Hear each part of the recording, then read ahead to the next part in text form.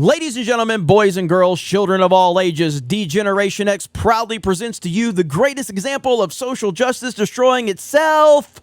Frosk clamping down and clapping back at G4 executives. Frosk with their pronouns in her bio. And now because of the diversity and inclusion initiative, now social justice eating itself alive. And it is a beautiful thing. I love it. Thank you so much. The content gods love me right now.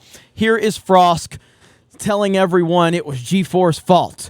My sexism in gaming segment was approved by all executive showrunners in X-Play.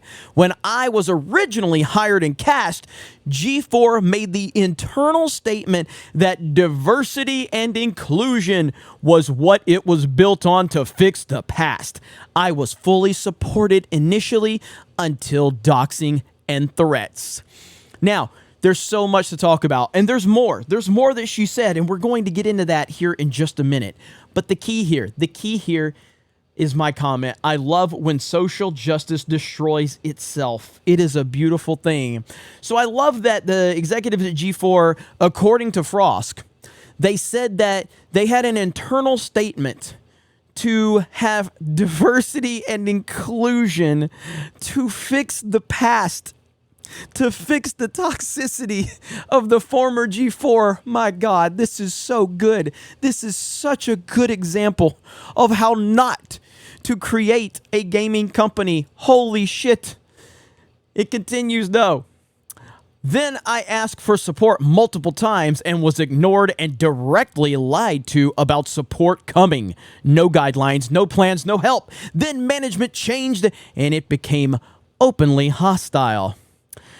And now, this is the last thing I'll ever say about G4. People who I worked with were lovely. I gave them everything. Producer, writer, host, and more. Would do it again. Love y'all. And then here's Adam Sessler. Big hugs, traveler. These people, these freaks, these psychopaths, they destroyed an entire brand in less than a year with all of that backing, with all of the fandom, with the entire internet being so happy about the return of G4. And they destroyed it. And now they're just stomping on the grave. Holy shit. This is insane. But this is exactly what we have been telling you from the beginning. As soon as that Frosk rant happened, and as soon as the company backed it, and as soon as these psychopaths like Adam Sessler and Blair Herter just sat there and told all the fans to go F themselves, wow, what a massive disaster we have on our hands. And it's not going to get any better for them. It's only going to get worse.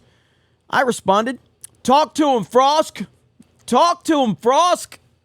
She cooking, y'all. She cooking. Oh my God, man.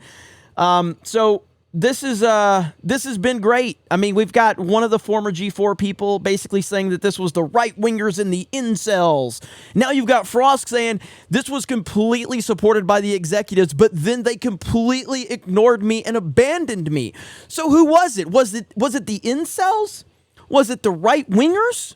Because I thought it was the right wingers. But now we've got Frosk claiming that her rant was approved, which I've been told different, by the way. I've been told different, but hey, whatever. So her rant, according to her, was approved. But then, after the backlash, suddenly those same executives that were all for diversity, inclusion, and representation suddenly abandoned her. Well, I can actually believe what she's saying. I'm not saying it's true or not, but can I believe it? 100%. 100% I can. Because people that do the whole diversity, inclusion, and representation bullshit are 100% full of shit. They don't mean what they say. They don't mean it. So I can absolutely see the executives saying that we're all for diversity and inclusion, and until it wasn't profitable and then they would back out. I can totally see that. I really can. But I don't know what the truth is, and I don't really care. What I care about is that Frosk and Adam Sessler have continued to make this significantly worse. They are the reason, they are the primary reason that mindset was the overwhelming mindset at G4. And it's continuing to show we are being proven right every single day. Every single day. If you're mad about G4, and you're mad about some YouTubers, you're mad because we were right. We were always going to be right because we're the gamers. We're the ones that know what gamers want, and they don't want to be talked down to by people like Frosk. They don't want to be preached about diversity, inclusion, and representation by a bunch of executives that didn't believe it in the first place. None of these companies actually believe the bullshit that they're spewing. None of them.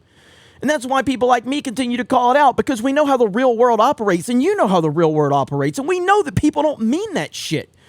Because normal people don't think about diversity and inclusion and representation. Normal people just think normally. You just think, hey, we're going to judge an individual based on the individual, not who they sleep with, not the color of their skin, not who they voted for, none of that. Because anybody that judges people based on that are the freaks that I want nothing to do with. So whenever time you hear an executive or a company talk about this, you know it's 100% bullshit. And that's why they continue to fail. What a beautiful and glorious disaster this continues to be. Look, I wouldn't have been talking about it today if you didn't have former G4 people talking about it, blaming the right-wing incels. I wasn't going to talk about it today. And I certainly wasn't going to be talking about it anymore after that video, but then you had Frosk make another tweet throwing the executives under the bus, the same executives that she claimed was there for diversity, inclusion, and representation. Social justice just continuing to eat itself alive, and it is a glorious, glorious thing to witness.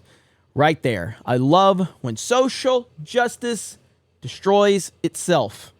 It is a glorious thing.